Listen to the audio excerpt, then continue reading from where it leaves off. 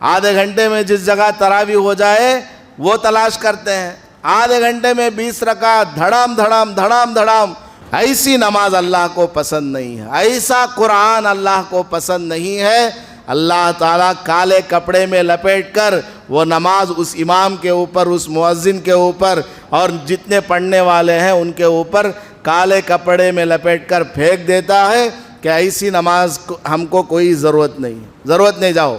تراویح کی نماز ہے، سال میں ایک مرتبہ آنے والی نماز ہے، اس کو اچھے انداز میں پڑھنا، تجوید کے ساتھ پڑھنا۔ قرآن کریم پڑھنے کا ایک الگ ہی انداز ہے۔ قرآن کریم میں جو 29 یا 30 حروف ہیں، کہیں عین ہے، کہیں حمزہ ہے۔ الحمد کا معنی الگ ہے، عین لگا دیں گے الحمد بولیں گے، اس کا معنی